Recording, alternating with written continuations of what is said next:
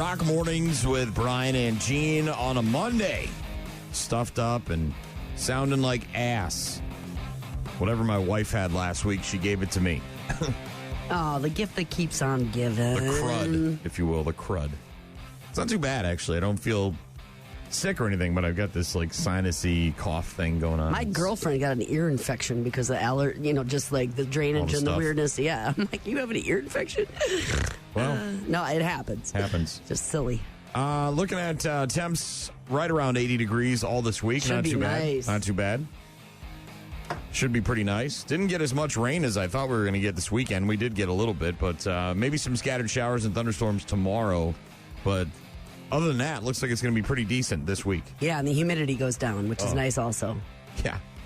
Marching in a parade on Saturday, and we got there in the morning, got parked, and then we walked we walked from the end of the parade to the starting point where the float was going to be, and that was 9:30, 10 o'clock in the morning, and it wasn't too bad. And then as soon as the parade started, it was just like 8 billion degrees outside and humid as F. And I'm sweating and, dying at the end of the parade. I'm just like, when is it going to be winter time? Or fall, I guess. Let's just don't skip the season, the pumpkin spice season. I know, it's coming. It's here, I think. Yeah. Everybody's excited for spooky season. It's Oktober, right? Isn't that what they're saying? I have no idea, but I know we went shopping this weekend for back to school stuff, and it's been out for weeks. It had barfed all over the place. Yeah, my Halloween stuff's going to start making its way out of the house and onto the house. Mm-hmm. Start putting the lights up, get that stuff done while the weather's decent. I don't know what to do it later. Get it done now. Be ready to go. We've got bad news, happy music later on. Recap our weekends, obviously. I'm going to talk about soda. No? P-O-P? Soda? As in pop? As in soda. Mm-hmm. Yep. Lots of other stuff to get to as well. Rockmornings.com if you want to get in touch with us. Got a text on Saturday. Morning, Brian and Gene. Hope you're having a great summer and hope everything's going well for you two. From the Wild Man, that would be Johnny Beavers sending us a text on Saturday so that it's here on Monday when we get in the studio. Thank you. Appreciate that. I'm having a good summer. Thanks for saying so. Yeah. Rockmornings.com for all of our contact info. We'll get some Autumn Kings here in a few minutes. Rock Mornings with Brian and Gene on your rock station. The actress who played the cheerleader on Heroes back in the early 2000s, Hayden Panettiere, dead at the age of 36. Police apparently investigating. She flew somewhere with her boyfriend, on-again, off-again boyfriend, who back a few years ago was arrested for domestic assault against her. And now they're saying police are investigating.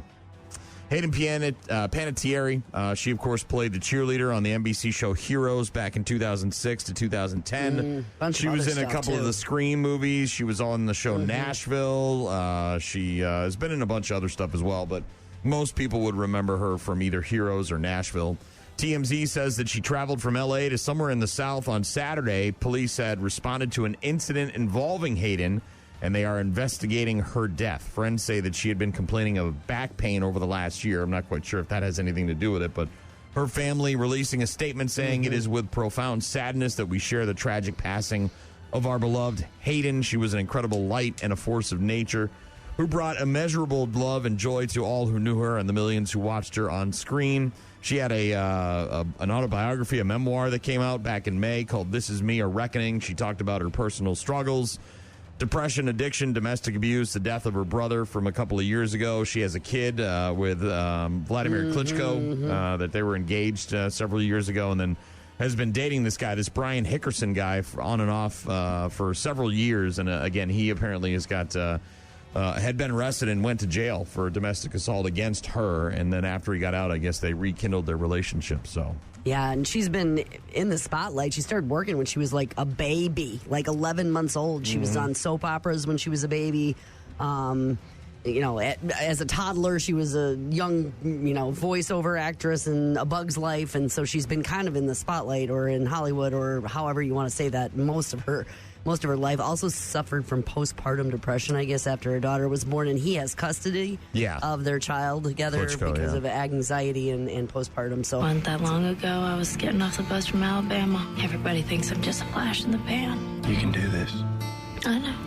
I can catch the moon in my hand. Hayden Panettiere dead at the age of 36. There was multiple fights last night at the end of the Wisconsin State Fair. Not surprising. This happens almost every year now where people go there and they look for other people and then they get into fights. Multiple fights breaking out late last night at the Wisconsin State Fair in Dallas. At least one officer was punched in the face.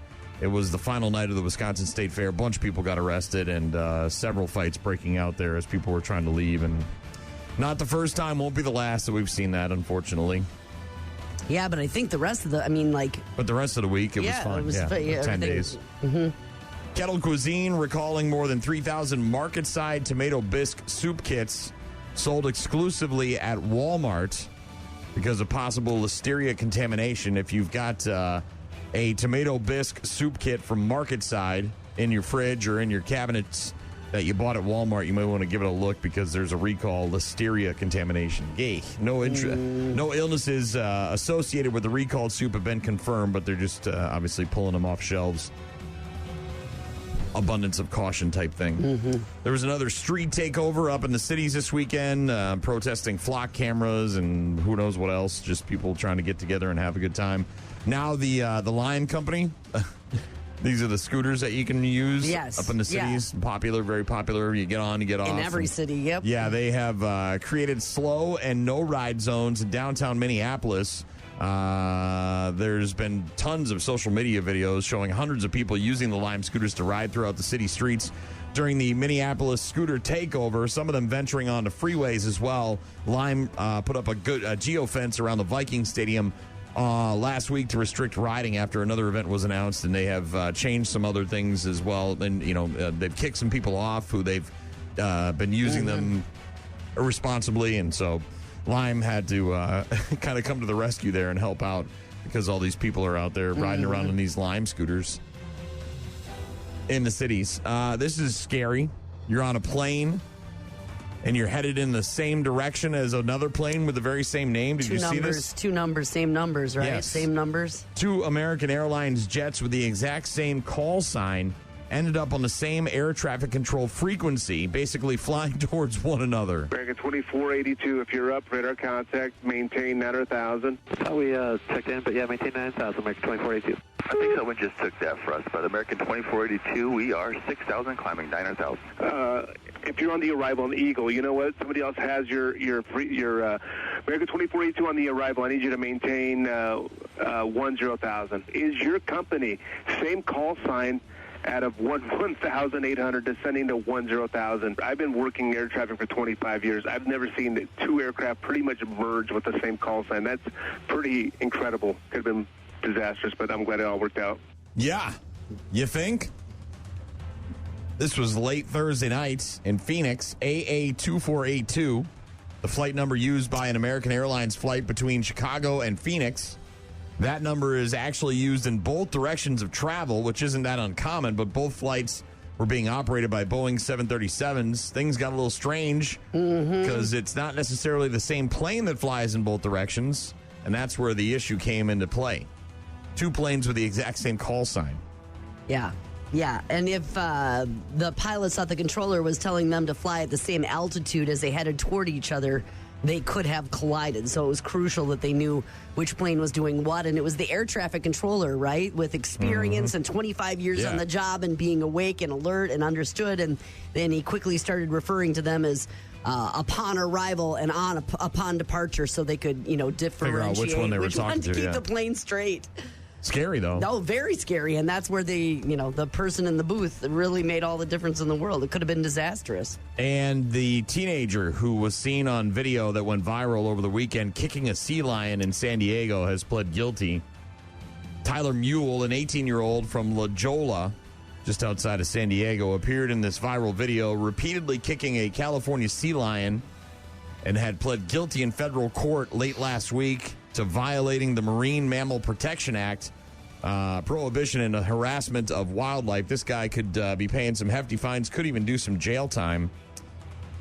That act, by the way, the Marine Mammal Protection Act, carries a sentence of up to a year in federal prison and up to $100,000 in fines. And he was calling himself a UFC fighter in the video. And then the sea lion, you can see it trying to get away from this guy, and he follows it, and people are laughing, and, big jokes, kicking at sea lions. Yeah, $100,000 possible is what could fine me. Stamp them with it. Stamp them, man. Teach them a lesson. Show people that you shouldn't be effing around, dude, with the sea lions. Leave them alone. Now, look, if the thing attacks you or whatever, and you got to fight to get it off you, okay. Of course, different story. But going out to the beach late at night so you can go make a stupid video kicking sea lions, that's some quality human stuff right there. Idiot. But he did own his baggage and pled guilty, so I guess there's that. RockMornings.com to get in touch with us. Right now, it's Autumn Kings. Rock Mornings with Brian and Gene. Find them online at rockmornings.com. Last call for the Dodgers. It'll be Mookie Betts. But the Brewers, who went 3-0 at Dodger Stadium last year, go 3-1 this year. And they take 3 out of 4 from the Dodgers. DL Hall with a finisher, 4 hits and a walk for Jake Bauers. He drives in 2 clutch runs. Aaron Ashby gets Shohei Ohtani to bounce into an inning-ending double play in the 8th. And the Brewers win the season series from Los Angeles. Yeah, they lost on Friday, 3-1. But then they beat the Dodgers 4-1 on Saturday and then 6-2 yesterday. They take 3 out of 4 from L.A. Brew Crew with a much-needed night off tonight says they head back to Milwaukee to take on the Mariners starting tomorrow night. First of 3 at home against Seattle.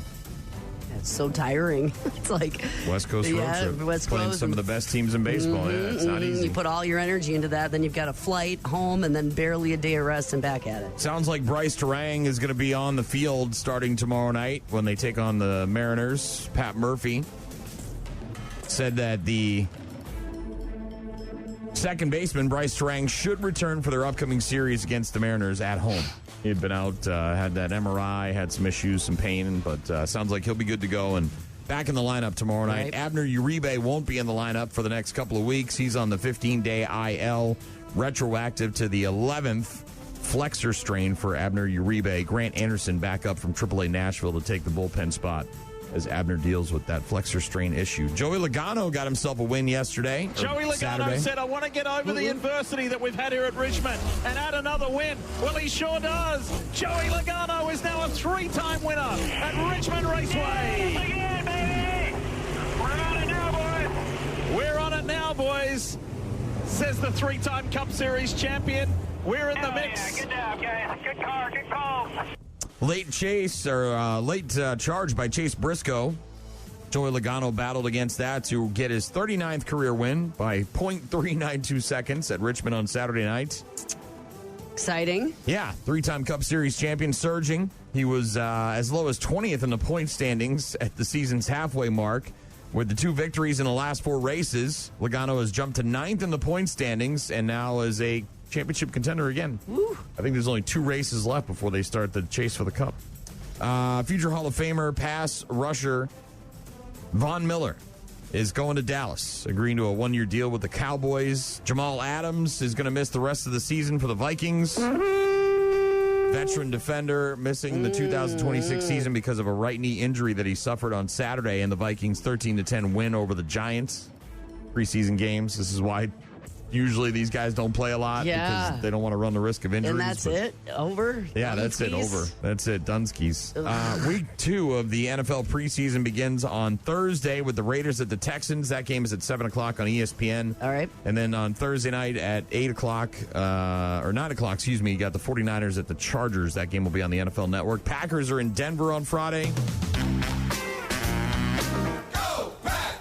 Taking on the Broncos, 8 o'clock on the NFL Network. Vikings host the Ravens Saturday at noon on ESPN Unlimited, and the Bears are at Cincy at 6 p.m. on Saturday night. The Bears. The Bears. Mm-hmm. Sports on Rock Mornings with Brian and Gene. We got some Nirvana coming up in just a bit. If you need something, you can Get in touch with us. Let us know what you're up to. Make requests, all that stuff. Thanks again to the Wild Man for sending in that text on Saturday. Busy weekends. We had a birthday dinner on Friday nights. How was it? You got there early, and was it delish? So yeah, I suppose. Yeah, the wife actually was able to cut out of work a little early on Friday, came home, changed, and we went out, had a drink beforehand, then we went down to the restaurant, and we were the first couple there. It was three couples, right? Three, did I do that right? Four couples? Four couples. Four couples, all right. Try to get my radio math going. Four couples, and then there was a single, so there was 9 of us, and we were the first 2 people at the table, and because I'm always early for everything. And of course, the guest of honor, the birthday boy, who's got crippling social anxiety, yes, is the last to show up. Was thrilled with all the people that were there. Well, he was more thrilled with my very loud rendition of "Happy Birthday" in the middle of the restaurant, because we were, where you walk in. There's of course the little hostess desk area. Yes, yeah, right. Check-in station kind of thing. And then off to the left is the bar area, and then off to the right is the giant dining room. And it opens. It's a big dining room. There's a lot of room, and then there's a balcony, and then the salad bars behind us and everything. And so there was maybe 25 to 30 other people in the restaurant at the time, because it was just when the doors had opened. And so there wasn't a ton of people, wasn't fully packed, but there was plenty of people there to be embarrassing. And so as soon as I saw him, I just started shouting. I wasn't even trying to sing. I was just shouting it out. Right. And he did one of the, he was like, he had his head down the whole way, and he didn't want to look up. Right. He didn't want to make eye birthday contact. Boy is and just, he just, please let it end. Please let it. And he got to the table, and I was like, dude, I'm like, are you okay? I know you got, but it's me, baby. I'm like, this is going to happen, right? Was he? And he's like, you're lucky I had one of my special sodas before I left the house. He's like, or I would have turned around and left. I'm like, really? I'm like, come on, man. You had to have known I was going to do that. Oof. Yeah, there was no song and cake or anything after the meal was over. It was just sign the check. He's not that guy. No. Well, and some of us went out afterwards, right? We went out for a drink. He had his social cup had filled and overfloweth. Yeah, so that was our Friday night, and then Saturday we had that parade in the afternoon, and that was a lot of fun other than the heat.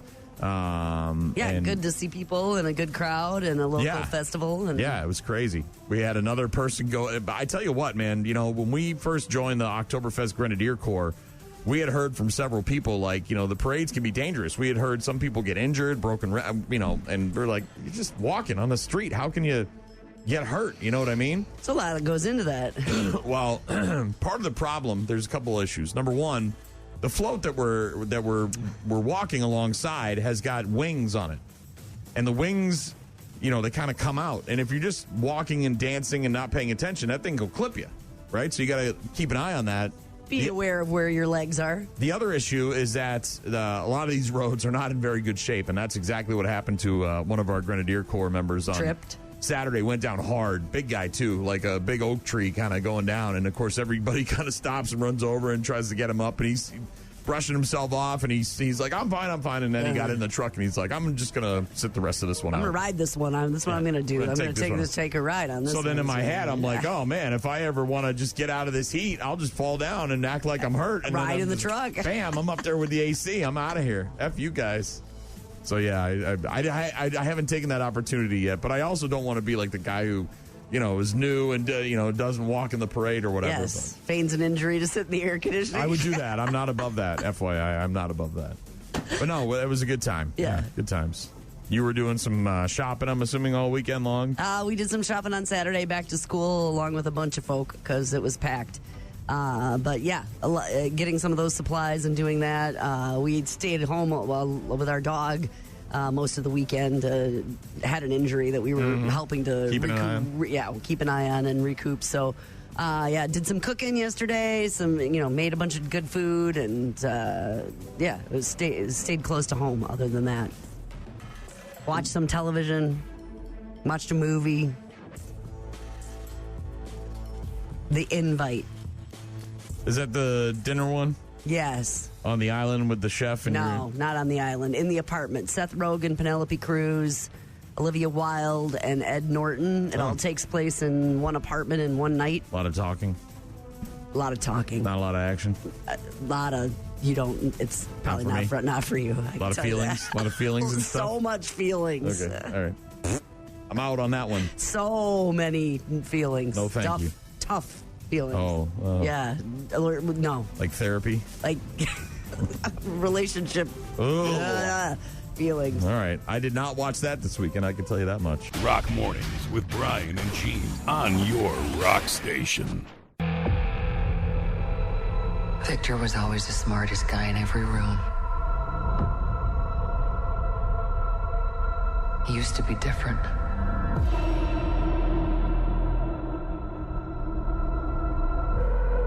He used to be kind, he used to be caring.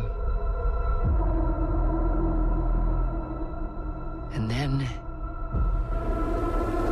everything he loved was taken from him. I knew he was lost, but I did not realize that he was broken.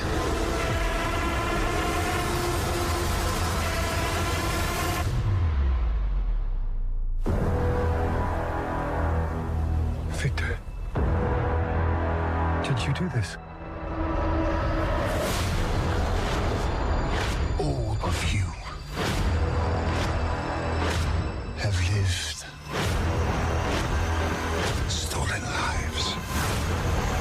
But now you must give them back. Answer me, Victor! Did you do this? I swear, you will beg for hell long before I grant it. Yeah, and then it doesn't go so well for Thor and that big old hammer of his. But D23 over the weekend, Disney's Comic-Con for their own movies and products, releasing the new Doomsday trailer, So the Vision Quest trailer, all of it. The villain up close and personal kind of thing, right? We still haven't gotten a look at him without the mask on, Yes. but we did get a new trailer for Avengers Doomsday with Robert Downey Jr. and Chris Evans and Haley Atwell. And yeah, so there's that. I watched a couple of trailer breakdowns this morning. As we Any get ready insights? Not really. I mean, it's a lot of guessing, right? It's a lot of maybe we'll see this and maybe we'll see that and maybe this leads to this and maybe this leads to that, and talking about how we saw this on the back of the chair and this is in the movie and it's got this rune and it means this and that and the other thing. And so yeah, I mean, you could dork out all day and get in a real hole when it comes to watching those trailers and breakdowns that people do on the YouTubes. The other Marvel piece that came out this weekend was the new trailer for Vision Quest. Right? Vision is back. Along with, damn it. What the hell's his name? I did not see Vision Quest. Ultron. Yeah. Trailer for that. Ultron and Vision. New episodes coming to Disney Plus pretty soon. Also, X-Men announcing some of the recasting as they get ready for a new series. You've got Adam Driver playing Mr. Sinister. Chris Abbott will be Charles Xavier, and the girl from Obsession, Indy Navarrete, the girl from Obsession. Yeah. She's going to play Rogue in the new X-Men movies. X-Men rebooting, new cast. The girl from Obsession going to be Rogue going forward. Also, at the Disney D23, Frozen 3, they're making a third one because why wouldn't you? Oh, yeah. My daughter was telling me about that this weekend. A dark princess. Why wouldn't you start printing money? Yeah. Kristen Bell and Idina Menzel taking the stage to perform a new song from Frozen 3. Let it go, let it go. Not that one, obviously, because that's from the original. And Josh Gad will also be performing a new song in the Frozen 3. Also teasing a girlfriend for Olaf the Snowman. Olaf going to have himself a girlfriend, apparently.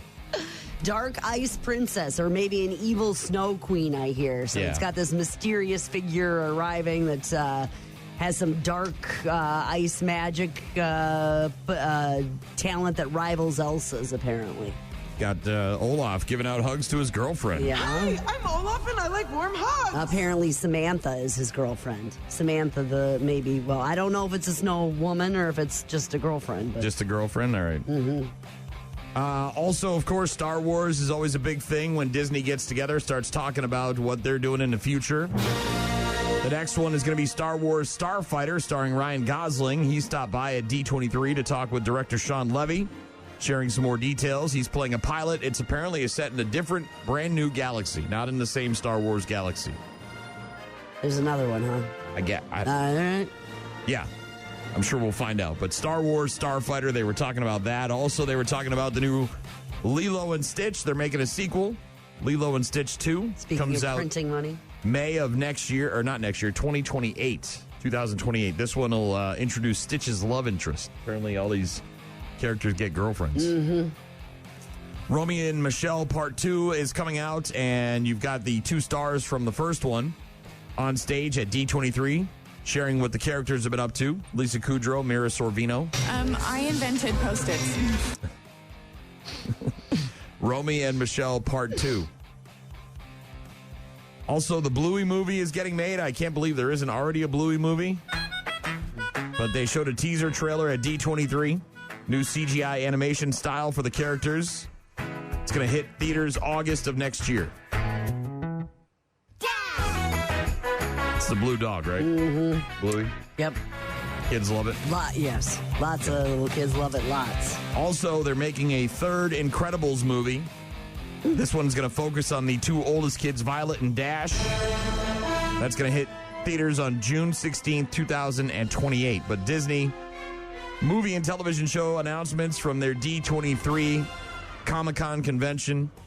Some big ones, heavy hitters. Yeah, of course, the new trailer for Avengers Doomsday. Big news this weekend for Disney. Big news. I didn't watch a lot of movies and TV shows myself because I was very busy, but I did watch a lot of Disney clips on social media from the D23 convention. I'm sure your kid was all dorking out, right? No, but I guess I didn't talk to him about that. He wasn't busy this weekend, but I did hear about the Frozen and the Evil Princess, so Gotcha. that was... I haven't seen any of the images of it at all, but I did know about that. So there's a lot of work going on there. Television tonight, you've got a new episode of Dancing with the Stars, The Next Pro on ABC. Also a new episode of American Ninja Warrior on NBC, the national finals of that. Third season finale of the 1% Club on Fox, followed by the third season finale of The Quiz with Balls. And then you've got the 18th season premiere of Always Sunny in Philadelphia on FX tonight, starting at 8 p.m. 18 seasons. Wild. Fallon is new. He's going to be talking to Will Forte and Mike Tomlin, who is no longer the head coach of the Pittsburgh Steelers, but is going to be on the desk now, doing some Sunday NFL countdown stuff. Also, Kimmel is new with guest host Rosie O'Donnell. Oof. Make sure I tune in for that crap. Rosie's going to be hosting for Kimmel this week. Hannah Waddingham and Anna Gasteyer will be her guests this evening. If you want to tune in and watch Rosie O'Donnell. We started the I don't even know if it's new or not, but it's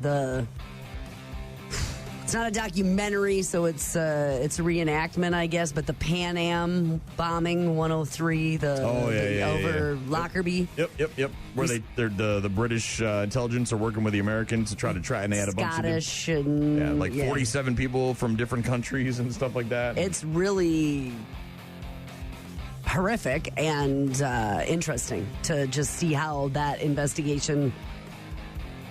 I mean, the show starts and the plane has crashed, right? There's no, setup or anything. That's how it starts with the docuseries. I think there's 8 episodes, and we got through 2 of them last night, but very interesting and requiring a lot of going back to look at history to see exactly, what had happened and watching it all transpire. Of course, it's reenactments, but they are using a lot of information gained from interviews and all of the people that were involved. And how was the accents? Because I know when you watch some of these, the British accents can be a bit much, and you got Scottish are a little. There's a little heaviness in the Scottish.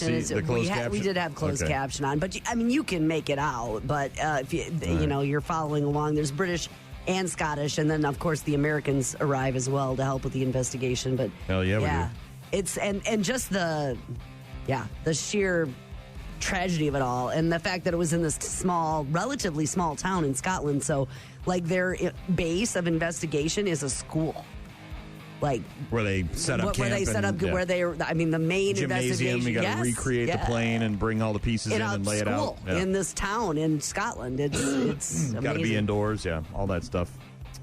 All right. Yeah, we didn't really have time for anything. We watched a couple episodes of Kitchen Nightmares and Press Your Luck, but that was it. Didn't really spend much time in front of the TV this weekend. Corbin texting in saying, good seeing your sweaty ass after the parade on Saturday. Hopefully you got into some air conditioning. Just a reminder that winter is coming. Yeah, it's not getting here fast enough. I will say that. Like I said, when we got to the parade route on Saturday in the morning, we parked the car at the end of where the parade would end, because we figured we'll get there, we'll get right in the car, and we'll be able to go, and no matter what we're doing. And then we walked all the way back to the start of the parade, which is, I don't know, maybe 2 miles. Took us about 15 minutes. And it was fine. It was a bit overcast. It was, nice. It wasn't too warm. It wasn't too cool. A little bit of a breeze. But then as soon as we got on that parade route, man, and turned the corner onto the main drag, it was just like all bets are off, man. It was just humid and hot, and the sun came out, and I'm like, oh, man. Marching bands? Were there marching bands? Yeah, we weren't around any of them. There was, they were lining the streets by us, but they were in different spots than we were. Mm-hmm. So, yeah. There was an alumni band. There was the high school bands. We usually are sort of around the same group of floats.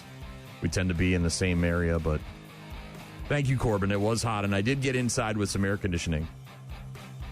That's always my main focus. That and getting out of my lederhosen. It's everybody on the Grenadier Corps is like amazed at how quickly I get out of my gear. I would too. I told him, like, look, man, I'll be here. I'll wear this stuff. I'm fine. I'll dance and sing and clap and all that crap. But the moment I can get out of this stuff and like put on regular clothes and not be dying, I'll be much more comfortable. Then I'll be much happier. Yeah. So that's just going to be a thing. Apparently, there's like some sort of end of the year dinner that we all do, and they hand out awards. And I have a feeling they're creating some sort of award for quickest change. Yeah. And it's funny because every parade someone says something about it. I'm like, I've done several of these now. I don't think. Do you have them on underneath? No, I bring a change. Okay. And I don't even care where I'm at. I'm just taking my clothes off in the parking lot. I mean, I have underwear and stuff on, so I'm not like naked, but I don't even give a rip. And it's like so funny because we'll walk in and everybody else is in their gear, and I'm just like, oh, look at you fools. Yeah, it's in the middle of a parking lot, changing my underpants. Oof. Hot. It's mostly the hat. It's a very substantial hat, and that's where most of your heat escapes. But you can't walk around without the hat on. And then I'm sweating, and I'm taking the hat off and trying to wipe my sweat off, and just a mess. Got to get some of those like clip-on air conditioner things. You do on the vest or whatever, the air vest. Yeah, something along those lines. RockMornings.com if you want to get in touch with us. Corbin, thanks for the text. Rock Mornings with Brian and Gene. Find them online at rockmornings.com. Architects with Broken Mirror, Rock Mornings, Brian and Gene. There's a kitten who's got a new home. By the way, today is Black Cat Appreciation Day. So if you have a black cat, appreciate them. If you don't have a black cat, then find one to appreciate. Mm-hmm. It's also National I Love My Feet Day and National Thrift Shop Day. So go pop some tags.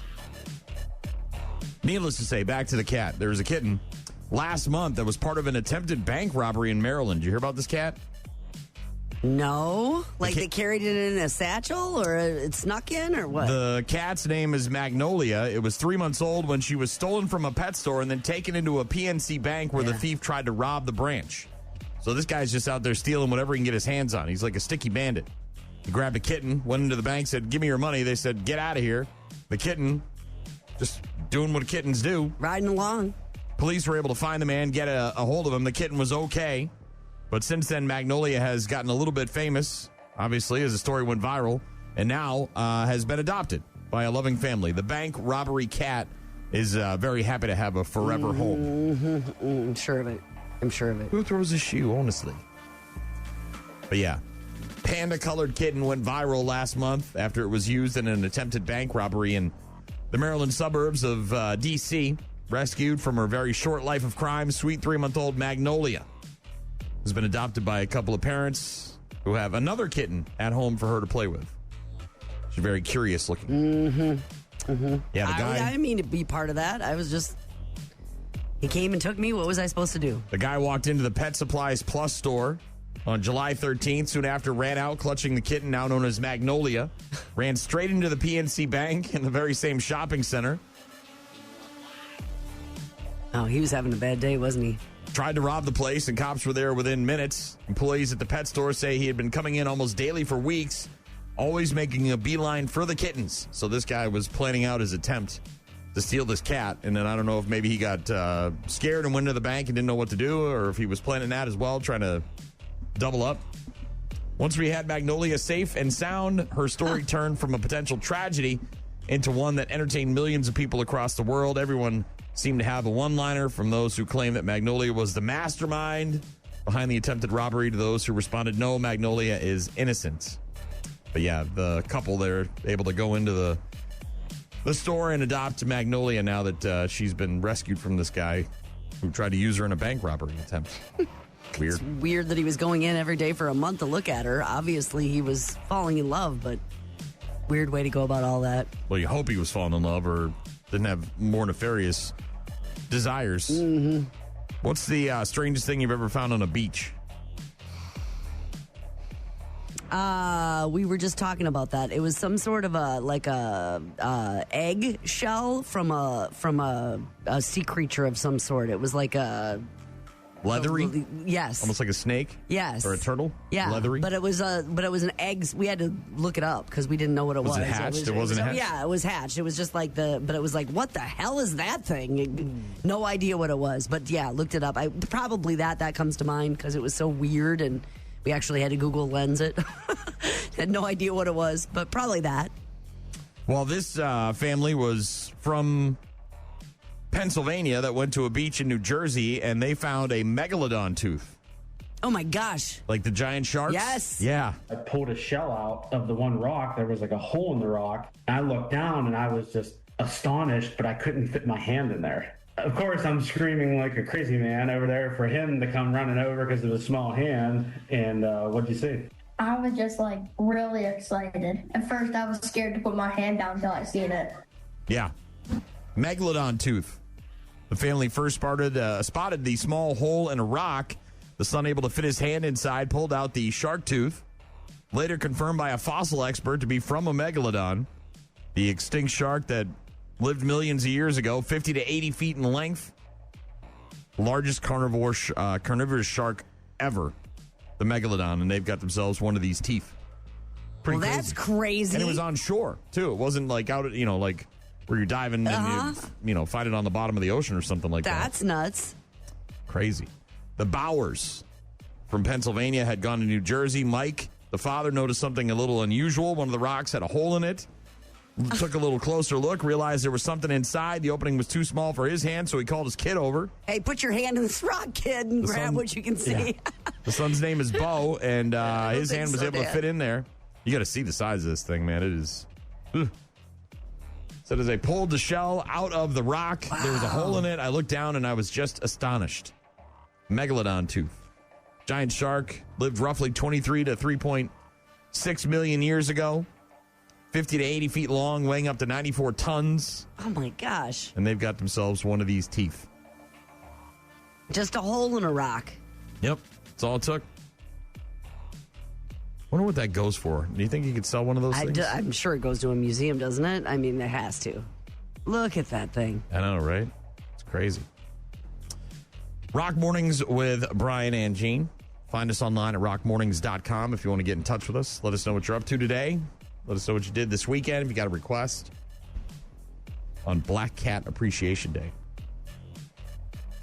The new kitten that my daughter got has got a Ralphie. They got a name. That's finally. the name, Ralphie. Yeah, how do we it's settle not black, on? How do we settle on Ralphie? I think they were down to just a couple. They had a full list and got it down to 2. So Ralphie is now but not black, orange and white, and just a few weeks old and doing well. So all right, new kitten. Everything's working out. The cat's not destroying getting anything. Along with the cat that already was. Cat? Yeah, yep. It's always the most important thing. Good. Happy for you. We've got a lot of stuff to get to. Bad news, happy music later on. We're going to talk about sodas here in a couple minutes. Rock Mornings with Brian and Gene. Start your day with Rock Mornings. I think we briefly discussed soda last week. Your go-to was a Sprite, right? Didn't you say Sprite? You love Sprite? Well, we were talking about 7-Up because they're changing the formula to be a little bit more limey than lime lemon. And so there's a new recipe, if you will, that's going to be debuting. And I do like a crisp We usually have those in our refrigerator, not only because they're refreshing, but because they make good mixers. There isn't much you can't mix with a 7-Up. You know what I'm saying? So that one's around a lot, but I like a lot of other sodas. You prefer the 7-Up to the Sprite? Yes. My wife is a Sprite borderline addict. Okay. Drinks a lot of it. Not constantly. I had an ex-girlfriend years ago who the only thing she drank was Coke. Like, didn't drink water, didn't drink beer, didn't drink anything, just Coke. That's all she ever drank. Not quite sure what the reasoning there was, but let's just say our relationship didn't last for all sorts of reasons, and that might have been one of them. But we have lots of stuff in the fridge. There's Diet Colas, there's Dr. Peppers, there can be root beers that are delicious in the summertime. So, I mean, there's a lot of other ones. My husband likes a good quality craft-made grape every once in a while. Grape. Yeah, I feel exactly what he's saying there, because if you can get a good grape, even though it doesn't taste anything like grapes, it's delish. It's purple, right? Go-to, though, number one of all time, favorite, if you had to name one, soda? Man, I don't know if it's favorite, but probably the most versatile. Probably 7-Up, just because 7-Up, you can right. use it for, like I said, it's versatile. It's a versatile soda, and it's delicious. It's crisp and refreshing. The most popular soda in every state, based on Instacart data. Yeah, Coke, Pepsi, the big heavy hitters. No? No. Not well represented. People apparently are on the fringe. Now, I will say, the nice thing is that the major brands are best represented, right? So, sure, you can have your little fringy sodas or whatever you want to call them, and they got cute little commercials and they appeal to the millennials, but they're not very popular in the grand scheme of By every things. state, this is? Yeah. Okay. Go ahead. Number one. But it's not Coke? The one Pepsi? that dominated, the one with the most states. It's not Coke and it's not Pepsi or Mountain Dew. or No, Diet Dew. or It's Dew. No. not Dew. And not any diet, no flavors right. of those. No. You know, like Dew's got a cream or Yes. dirty soda version now, right? Which I tried yesterday and Not for you. Won't be doing that again. Not for you. Right. A&W root beer. No, root beer not on the list either. I was kind of surprised by that. All right. Because everybody loves a good root beer, right? I know people so. will fight about Mug or Barks or Sprecher or whatever, 1919. I mean, there's a bazillion different versions of it. Yes. But no. Number one, according to Instacart. Ginger ale? No. They're well represented, but number one, Dr. Pepper. I was just, okay, really? I don't get it. I don't like Dr. like Pepper it. at all. Oh, yes, we do. I've had one or two in my life, and I've never. A fountain with some, yes. Fast food. Dr. Pepper, huge, according to Instacart, especially in the South and the West. It's number one in 17 states in the country. I'm a pepper, you're a pepper? Wouldn't you like to be a Alaska, pepper Arizona, Colorado, Kansas, Missouri, Montana, New Mexico, Oklahoma, Tennessee, Texas, and Virginia. Charge! Get going again with the Dr. Pepper difference. Charge! Yeah, I mean, you always think the big ones, right, are going to represent well, but not so much, according to Instacart. Dr. Pepper, number one in 17 states, according to Instacart data. Canada Dry Ginger Ale. Yes. Strong in the Northeast. It's the most popular in Maine, Maryland, New Jersey, and Pennsylvania. Schweppes Ginger Ale, number one in New York. There's another ginger ale out there called Verner's. Yes, Verner's is a Michigan. Yeah, so it's a local ginger ale. And regional, and you can get it around here, but yes. Mountain Dew does own a big chunk of the Midwest, including Kentucky, Indiana, Ohio, South Carolina, and the state of Wisconsin. Diet Dew, number one in both of the Dakotas, North and South, also Minnesota and Nebraska. Coca-Cola Classic, red can, all the stuff. Only number one in 3 states. 3. Dr. Pepper has 17. It's kind of crazy. Florida, Georgia, and Louisiana. Diet Coke is the top choice in 4 states, including Massachusetts, Utah, Illinois, and Washington. Coke Zero, for some reason, is number one in 2 states, including California and Hawaii. Pepsi has only 1 state, and it's Delaware. Interesting. Diet Pepsi, number 1 in Iowa and Oregon. Sundrop is the favorite in North Carolina. Sundrop. Fanta orange soda, not number 1 in any state. No grapes and no root beers. And no root beers. That's interesting. Kind of wild. Most popular sodas in each and every state. Dr. Pepper taking the most. 17. Now, if I had to choose a soda, like a go-to soda, that I had to choose overall, that I couldn't get rid of, it would certainly be Classic Coke. Coke. The biggest taste you will ever get. Coke is it. Coca-Cola is it. Have a Coke and a smile, Gene. Yeah, Have a my Coke and a husband's smile. a Coke, Diet Coke guy, for sure. Much like your husband, if I get my hands on a sometimes you get a hankering, right? And you just need to have a purple soda. Well, if you're somewhere, I don't even remember, we were on vacation somewhere. We were at some shop and they had like some regional, bottled grape. And he was like, absolutely, I'm going to try this. So don't come across it that often, But yeah, Pepsi, only one state, that's Delaware. Pepsi Cola, it's the fastest, 12 ounces, that's a lot, twice as much more nickel too. Pepsi Cola is the drink for you. Kind of crazy. Now, bottled water probably kills all of that, right? That's got to be the number 1 beverage in America, I'm assuming, by retail sales. Easily. Probably. I would assume. No root beers, though, on that list. Kind of crazy. Thought for sure there'd be one. Are you guys, loyal to one brand of root beer? No. Mug? Not really. Barks? Not really. No? With that, it's almost a price point. It does get out of control. We'll get to some sports stuff here in a couple minutes. Rockmornings.com if you want to weigh in on your favorite sodas. Instacart releasing some data about what's the most popular, where they are the most popular. Dr. Pepper, number 1 in 17 different states. Rock Mornings with Brian and Gene. Find the daily podcast at rockmornings.com. Last call for the Dodgers. It'll be Mookie Betts. But the Brewers, who went 3-0 at Dodger Stadium last year, go 3-1 this year. And they take 3 out of 4 from the Dodgers.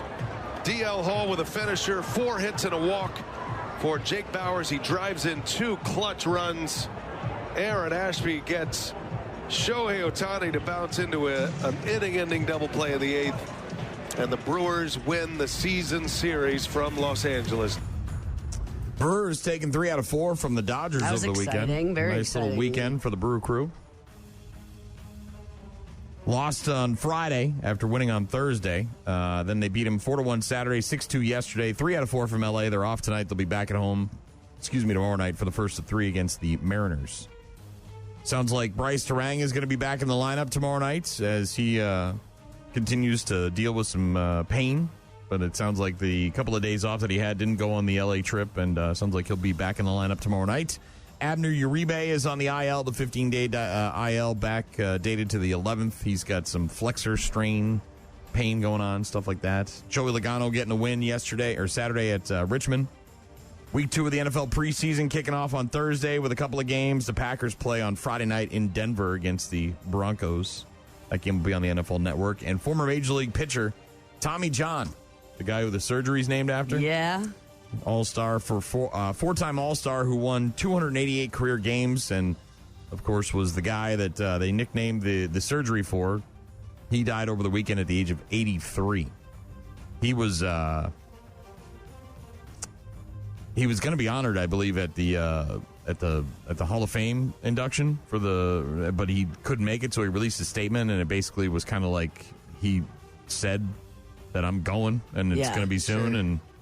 And yeah, it was. He died Saturday at the age of 83 at his home in Bradenton, Florida. New York Yankees releasing a statement saying a cause of death wasn't given, but he had been in hospice, was diagnosed with bladder cancer and other ailments in the last couple of years.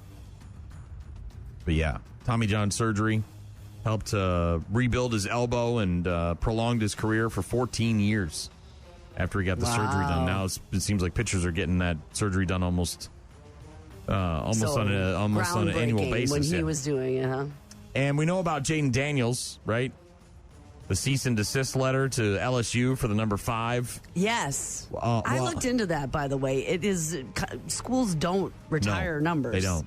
It's very rare. It's usually like someone who was a groundbreaking athlete, like you think of a Jim Brown type athlete, right? Someone who spent their entire college career there as opposed to just a couple of years. And, okay, so you won the national championship, you won the Heisman, that's great, but a lot of players have done that. I mean, we're talking about like a generational, once-in-a-lifetime kind of person for them to retire the number and never use it for somebody else. You don't get to have number 5. Well, yes. A lot of teams are in on this now, and they're trolling him. Not just people on the internet, not just mean people on the internet, on Reddit or Twitter or Facebook or whatever. We're talking about actual college teams. Teams, like major league teams. Yeah. He's getting trolled by the Mets. The current Washington Commanders quarterback has been in a dispute with his alma mater, LSU, as his spokesperson told ESPN that the quarterback took issue with the Tigers allowing cornerback DJ Pickett to wear the number 5 jersey that Daniels wore during his Heisman-winning season in 2023. Okay.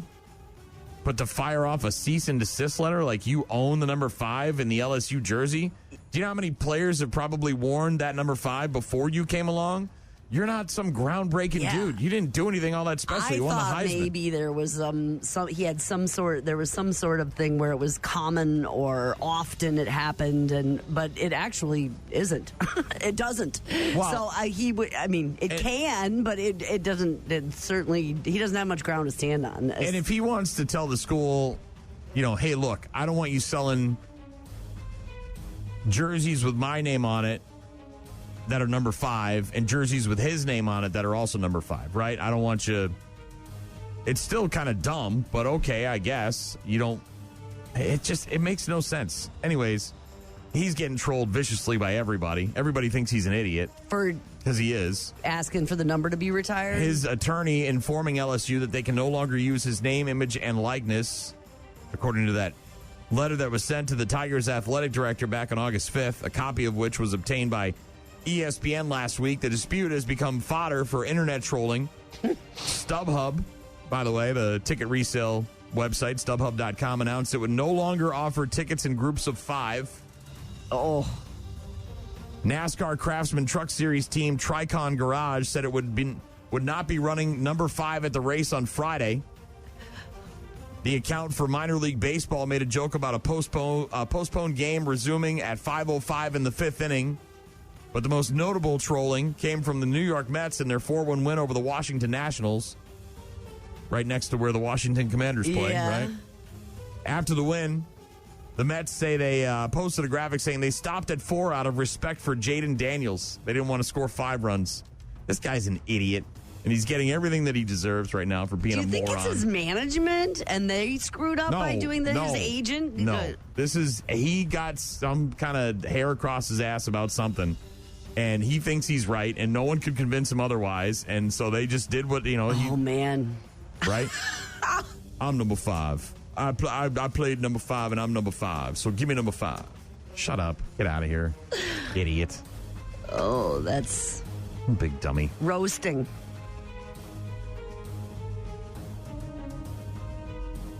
Yeah, getting roasted by teams, not just people. Yeah, like you expected people, right? People are going to roast your ass. Yes. They'll talk about you on sports talk radio or whatever on TV. But then to have the teams on their social media accounts, they're very... Out of respect, we've removed the 5-yard line from our field and all that stuff. Just edited graphics. Of all the things. Again, if you were a legendary player, right? Like you set all the records. Oh my gosh. Fine, okay, maybe you have a little bit of a claim to that number, but come on, man. There's going to be another Heisman Trophy winner next year. There's one every year. Jaden Daniels looking like a fool. I bet his teammates are just roasting his ass too in the locker room. I would be. Yeah, well, it will blow over because everything does, but they're funny. Something else will come along. Ordered the number 5 at Jimmy John's, and now I have a voicemail from Jaden Daniels' lawyer. That's good. I got a text from someone who said that, I think it's Wes in Coon Valley, said Hillsborough Brewing, their root beer is the best. They do have a good root beer. I will say that. Rich also texting in saying, you asked what we did this weekend. Well, my wife got attacked by a woodchuck and had to go to the ER. What? Yeah, didn't have woodchuck attack on my bingo card for the year. Yo, in the backyard, dude? Or like camping or what? Got attacked by a woodchuck. happened? Doesn't say where. Bite marks? Claw marks? Again, doesn't say any of that. So, Rich, if you feel like you want Rabies shot? to include some more information, we'd love to hear more of the story. Oh, my gosh. That's an doesn't ER sound good. visit. Yeah. Well, those things can bite through trees. No, thank you. How much wood? That's a weekend right there. Thank you, Rich. Thank you, Wes. RockMornings.com. Also got an email from Mark who said, we're drinking Ronnie D and Dr. Pepper. Wants to hear some Motorhead. I just never really liked Dr. Pepper, man. It's just not a thing for me. Rock Mornings with Brian and Gene. Weekdays, 6 to 9. Got an email from Mark. Wanted to have some more Motorhead. So there you go, Mark. Some Motorhead this morning. Also got a text from Alex who said 3 Sheeps makes a good root beer, but I honestly prefer a good fountain Pepsi. Mm-hmm. I know a lot of people who are advocates or fans Fountain or whatever soda. that are true to fountain sodas specifically. You know what I Different mean? mix, Like right? They mix the soda water and the syrup, and it's a little different than what comes in the can. And we'll go specifically to a drive-through of a particular, I like the whatever McDonald's Coke or whatever it is, and they get a large of that, and that will be their soda for the week or the day or whatever. But like fans of on tap, if you will, versus a can or a bottle. Thank you for the text, Alex. Thank you, Rich, as well, who said that his wife got attacked by a woodchuck this weekend. Had to go to the ER. Haven't gotten any further information about that yet, but see if Rich can share a little more info. Your woodchuck's gone? I haven't. There's been no more evidence of his. You'd know if he was around. You're back there to mow and stuff, right? I mean, you'd see if he was. There hasn't been any evidence of his tenure in my backyard. Mm-hmm. It seems like that has come to an end. Maybe he just visited. Yeah, I don't know. But like I said, right before we went to Rockfest, which was, a month ago, I filled in that hole that I saw between the shed and the fence, and I haven't seen any other holes since, and I haven't seen a woodchuck or anything roaming around my backyard. And as far as I know, the dogs are out there all the time. They don't, nothing's happening back there with the dogs. He relocated. They moved on. Yeah. It's Rock Mornings with Brian and Gene.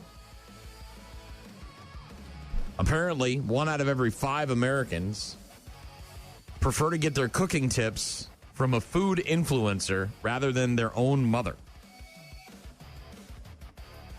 All right. Any ideas as to why that might be? Is it just because they're consuming so much content? Probably. And I don't know if it's like absolute tips or if it's just suggestions, right? Trending ideas, trending meal plans, stuff like that. How to cut corners or make it quicker, save some money. I know there's a chef out there who does specifically like meals for $5. And so if it has to do with something like that. Didn't RFK Jr. come up with some kind of cooking channel thing where he was doing cheap meals with decent food or something like that? Possibly.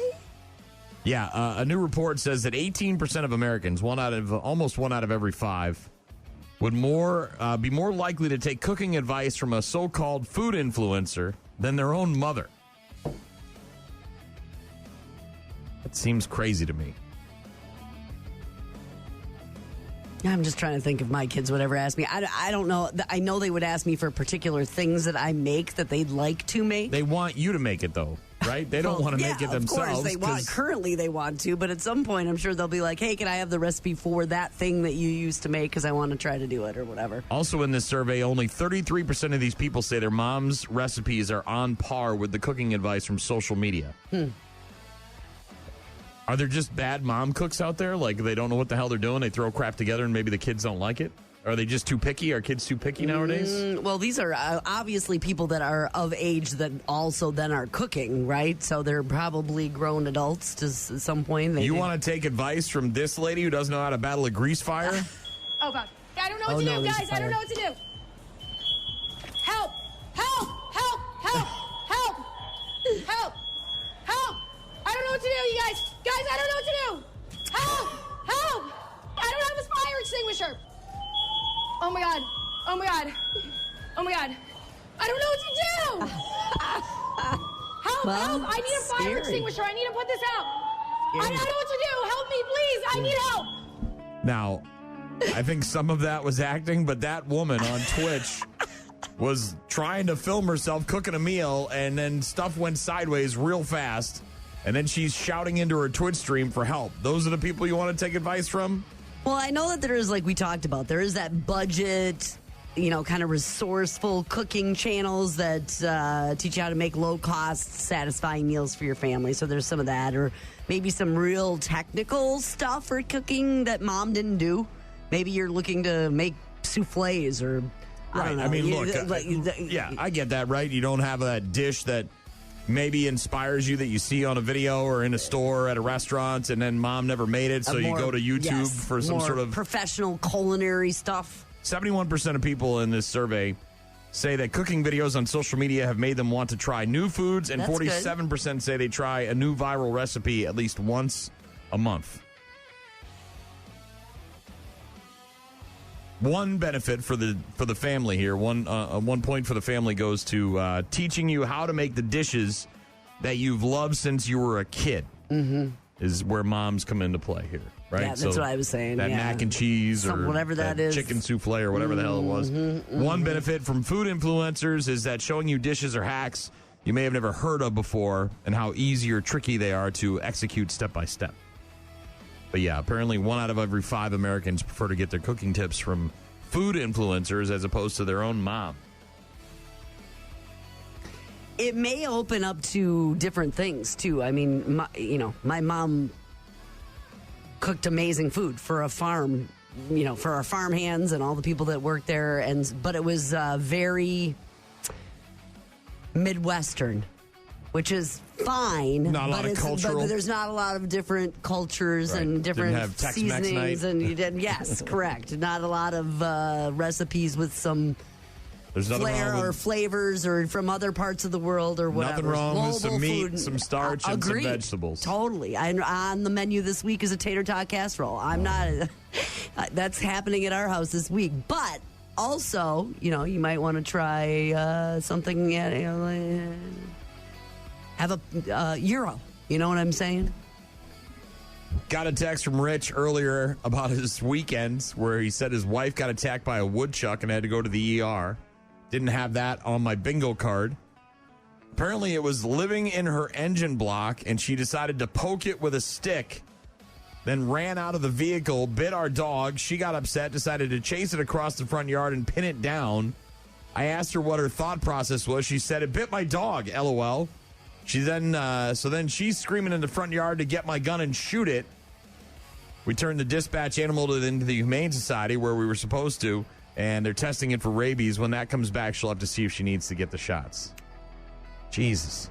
Dude. Let that thing go. Hit it with the stick and then let it go. Oh, my goodness. You had a whole Benny Hill thing going on over there. Put some music to that ring camera video, and you've got a winner there, dude. So she pokes the woodchuck with a stick that's living in her engine block.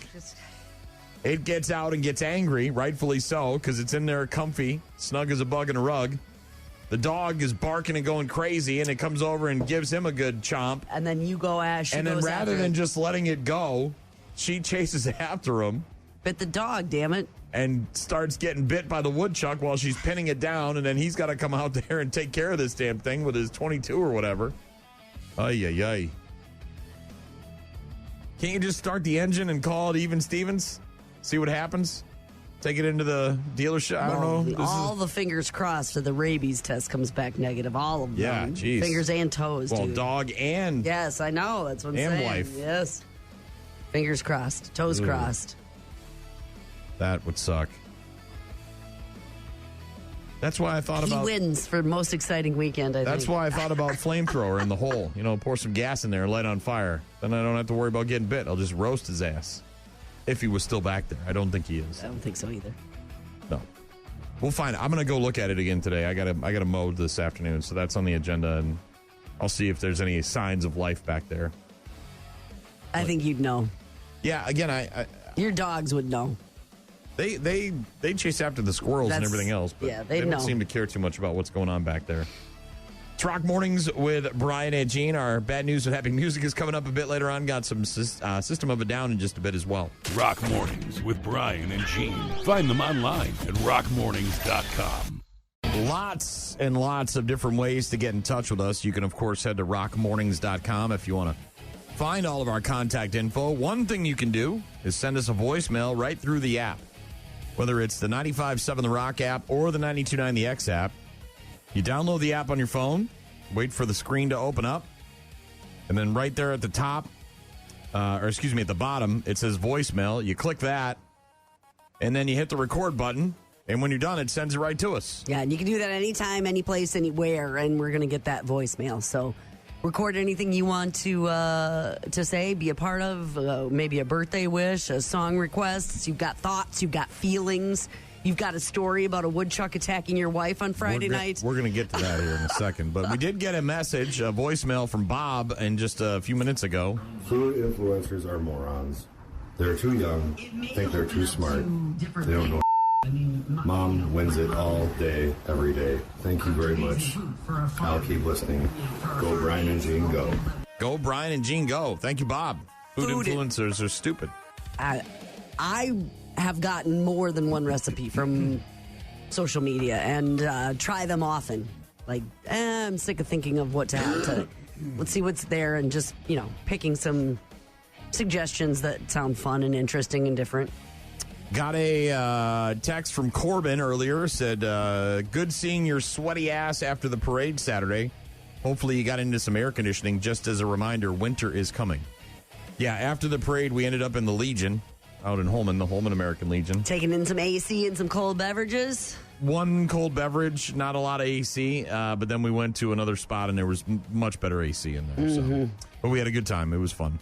Got a text from Wes in Coon Valley who said Hillsboro Brewing does root beer. Really good root beer. We were talking about our favorite sodas. Popular sodas. Local sodas in particular, maybe. Got a text from Jake, the realtor, said, I saw you at Moxie's on Thursday. Who was the singer that was playing? He was great. What? He doesn't know your boy, man? Pat McCurdy doesn't know? Jake, the realtor, didn't know that Pat McCurdy was a thing. Oh, my gosh. Who was the singer anyway? Well, I was up there for a little while. It might have been me. It was so funny when we were partying with the guys from the Black Moods. They came through town on their way to Madison, and so they stopped and they showed up at the bar that I was doing the beer release at, where I was emceeing that event, and they were hanging out. And then they showed up at Moxie's afterwards, where Pat McCurdy was playing. And they watched you take the stage and sing. And then Pat wrote a song about their drummer, or not their drummer, their guitarist, Chico. I think, or bass player, Chico. Yeah. Rich is who we were referring to, the woodchuck attack. Originally, Rich said that you asked what we did this weekend. Well, my wife got attacked by a woodchuck and I had to go to the ER. Yes, didn't have a woodchuck attack on my bingo card for the year. That's awful. He went on to explain that apparently this thing was living in her engine block, so she decided to poke at it with a stick, and when it got out of the vehicle, it bit their dog. The wife got so upset she took matters into her own hands and decided to chase after the woodchuck and pin it down, and then she must have got bit and started yelling for him, Rich, to come out with his gun and take care of this thing. So they dispatched the animal, took it to the Humane Society, which is what you're supposed to do, and they're testing it for rabies, and going to have to wait and see if the dog and the wife are going to have to get rabies shots. Well, then I got a text from Dan. He said, rabies shots aren't the horror we were told as kids. Because isn't the thing you got to get a whole bunch of shots in your stomach? I don't know. That's what I've always heard, like series of them, and they're like, and it's deep into the stomach and a circle and a thing, and you got to do 8 and then 37 and then 420 shots, I think, is what I remember. It's a lot. Dan said rabies shots aren't the horror we were told as kids. Our whole family had to get vaccinated 13 years ago when a bat was in our camper. Our newborn had a scratch on her head with bat droppings close to it. I was the biggest and needed 8 shots over several months. Best thing I could tell people was, don't worry, my kids have had their rabies shots. Yeah, I guess it's maybe if not I could as go scary. without getting any shots, I would be happy with that. Yeah, but I think it's just 2nd, 3rd, 4th, and 5th. So maybe you're right. It's not as bad. We were told 1 million of them in your stomach. Well, yeah. And I think where they go as well, 4 right? vaccines over 14 days. So well, when you think about getting a, polio or whatever it is that you got to get, it's in the arm, right? It's up in your shoulder. No longer painful, numerous stomach injections from old times. So those are they're just regular shots 4 times given in your arm like anything else. All right. Also got an email from Mark talking about cooking tips and people taking tips from food influencers rather than their own mother. Mark, a little humble brag here, said, I've had some moms' cookings. My mom could cook, but some moms, I don't know. I think that means he's sleeping with moms and waking up and getting some snacks in the morning. Is that what he's getting? Yeah, I think that's what he's referring to. It's like a little humble brag, right? Got myself some moms. Yeah. Thanks, Mark. Thanks, Rich and Dan and everybody else who texted in. Thanks, Bob, for the voicemail. Again, you could download either of the apps and send us voicemails that way. Always good to hear from you guys. We've got bad news, happy music, and we'll get to that here in just a bit. Rock Mornings with Brian and Gene. More from Brian and Gene is coming up. Can I have everyone's attention? There's news.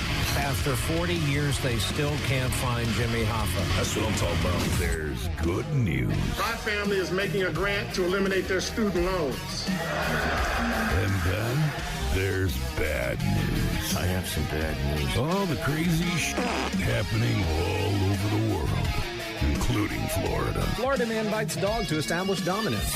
All right, y'all ready? Every weekday morning at about 8:35, Brian and Gene hook your ass up. It's bad news. Bad news. With happy music. Happy, happy, happy. Brought to you by Dahl Toyota. Here we go. Well, we're going to get started with one of my favorite topics, Gene. It's, of course, AI and the downfall of society. Remember that scene in Elf when the nun comes in with a book and the puppy and the pigeon or whatever it is, and he's like, who cares? Kids don't realize it. They just look at the pictures, print the books anyways. That's kind of what happened in this story. With a mom who found a bunch of errors in her kid's workbook that was created with AI. This mom from Kentucky going viral because she shared some of the AI garbage that's in her middle school kid's workbook. In addition to screwing up Kentucky and Tennessee. Like how you spell the states? Louisiana was written as Lookung, L-O-O-K-O-O-N-G. Okay, that's way And off. South Carolina became Sorth Quanto, S-O-R-T-H-C-U-A-N-T-O. Not even close. Apparently the periodic table in the workbook, right? Was an absolute disaster. Apparently it was just total gibberish. You could barely read any of it.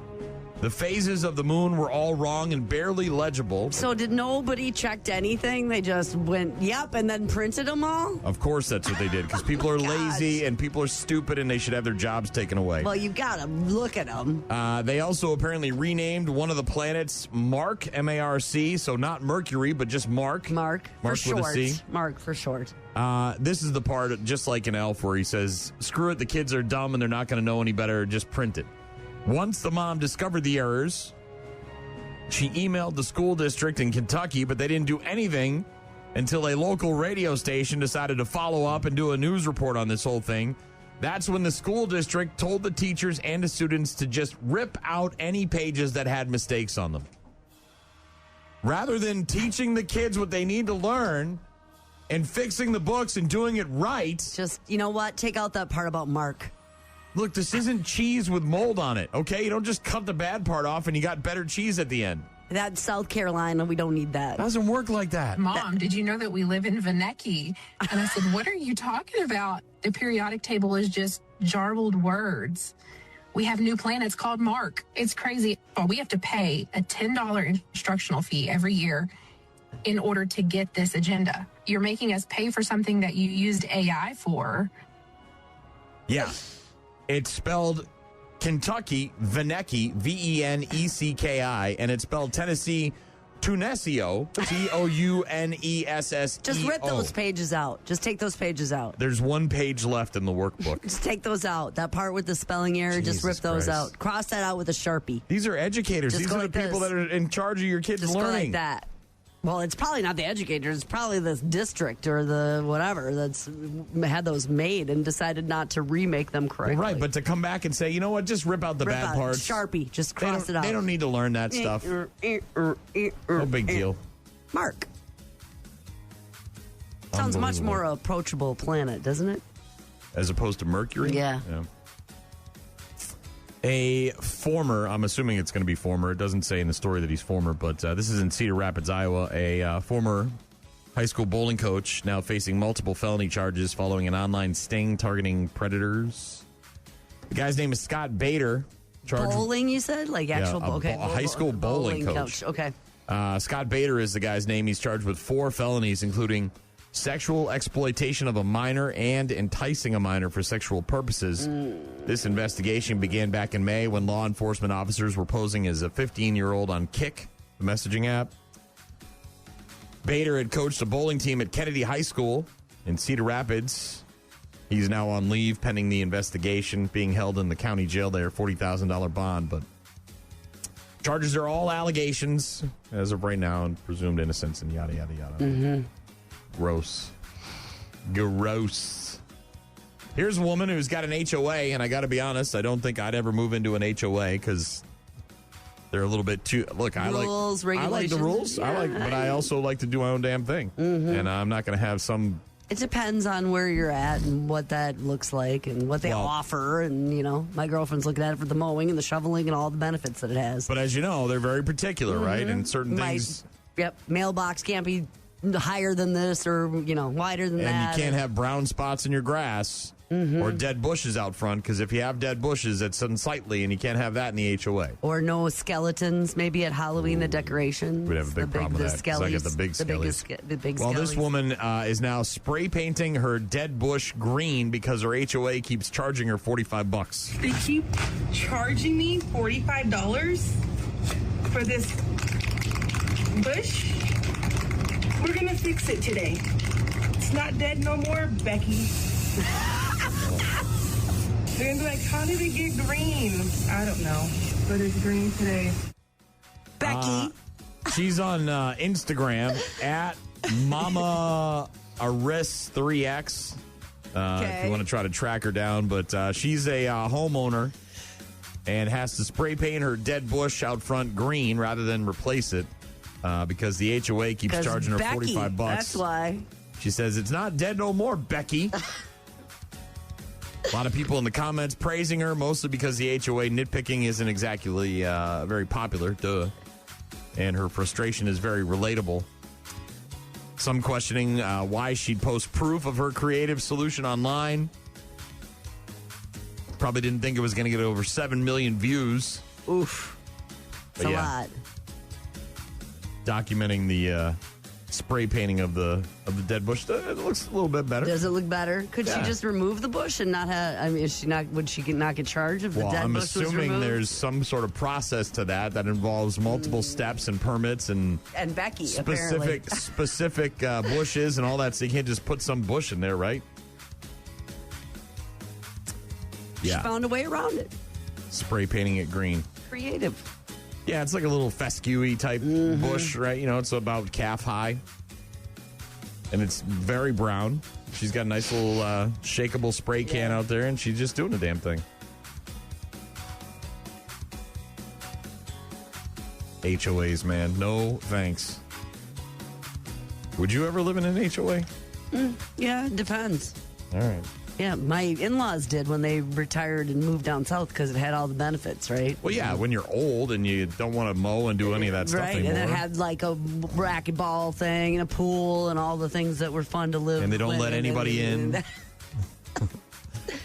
Moving on, hashtag Florida man allegedly attacked his neighbor with dog crap following an extensive ongoing dispute about the dog crap being left in his driveway. I'm the party pooper. Look, I get it, right?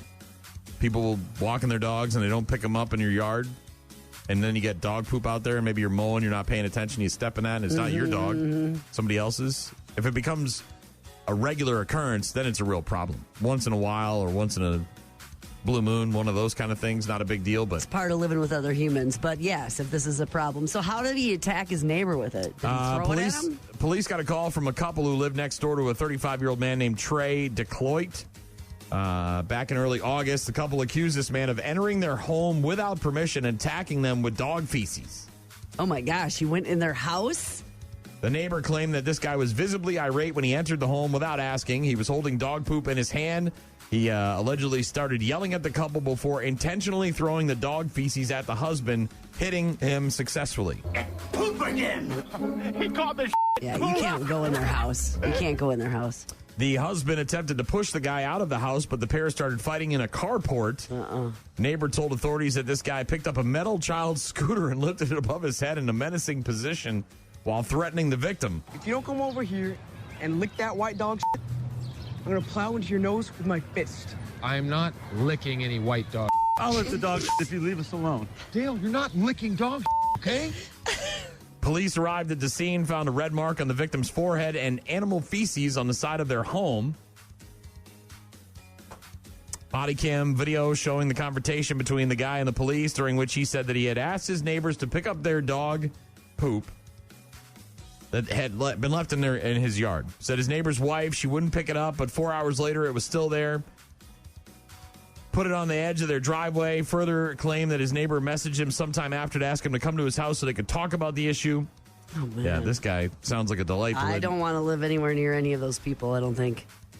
I don't know, dude. If you're spending a lot of time and money and effort on your lawn and your neighbors aren't doing what they're supposed to be doing. I know. It's annoying. I'm not going in their house. Right, right. Everybody's... Well, and you know what happens? What do you call the cops on them? These people, no, can't do that. It's a waste of their time. They got better things to do than come over and settle a dog poop dispute. I'm just picking it all up and I'm saving it in a bucket and then I'm going to dump it on your lawn in the middle of a hot July day. Have fun getting that up. This is all the dog poop from the last year that your dog left in my yard. It's yours again. Anyways, upon being arrested and questioned, the guy that went over there with the poop told police that he used to be on good terms with his neighbor and that they had an understanding where they could enter each other's homes without knocking.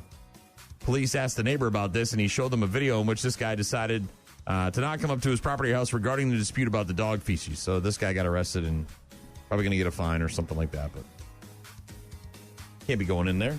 No. Can't be doing that. And the only people that are coming in your house are your friends. Well, right? Like you have a permission to enter your home without asking. That's just friends, not just well, and if you're a friend, you better not be coming in here with a handful of dog crap. That's what I'm saying. So, yeah, none of that's true. Last but not least, I've had all manner of sex in my life. Except the one you're about to tell us about? Except for this kind of sex. You know, there's certain people that like certain things. A little bit of the rough stuff, Gene. Name calling. Everybody's got a different degradation thing going on. People like bathroom stuff. I've seen it. All sorts of things. I've seen videos. People are into all sorts of stuff. I've seen ladies talking about it. Now in Virginia Beach, involuntary manslaughter charges have been filed against 19-year-old Ember Rose McSpadden. The charges stem from an incident that happened during the early morning of March 3rd. Documents state that McSpadden admitted to a detective during an interview that she and her partner, Brooks, a guy named Shane Brooks, were consensually partaking in rough foreplay with firearms and that she shot this guy, Shane Brooks, to death. Good. Bad. I'm the guy with the gun. Hunter Brooks, the kid's brother, Shane Brooks' brother, said from the National Guard to his run club to gaming communities, we were taken aback there. There weren't enough seats in the courtroom for all the people that loved him. Friends and family filling the courtroom, listening to the testimony that revealed that Shane Brooks and the woman, McSpadden, were in a sexual relationship, with the woman, McSpadden, calling their relationship friends with benefits. And guns? I've had many of those where you're not really dating. You're just sort of hanging out at 2 a.m. Or you were dating, but it's over, but there's this other part that continues. A detective in the ongoing investigation testified that they used guns and knives as foreplay. Prosecutors say that altogether there were 7 guns inside the home. Hunter Brooks, the brother of the man who was shot dead, says, I know the initial reaction is, we just wish he was still here. We wish he was able to tell his side of the events. He's a really, really good guy, and, we just miss him so much. And it was difficult. Autopsy showed this kid died from a single shot to the head from underneath his chin. A little role-playing game went bad, playing cops and robbers, right? Was it? Or did she kill him and get away with it? Testimony from the detective said that Shane Brooks handed McSpadden a gun with 1 bullet loaded in it, took the gun and fired it 3 times, counting down the clicks as to make sure the bullet would not be fired. Little Russian roulette going on there. Mm-hmm. Sexy Russian roulette. Ever fired your gun up in the air and gone, ah? No, I have not ever fired my gun up in the air and gone, ah. She did. Right through his brain. Killed him. The incident is a tragedy that my client deeply regrets, as evidenced by her emotional reaction during our hearing today. As the evidence presented in court demonstrated, it was a tragic accident that my client had no intention or foresight would occur. Next court date for McSpadden horrifying. Is in October. If that's really what happened, horrifying for everybody involved, obviously, and tragic death that was needless.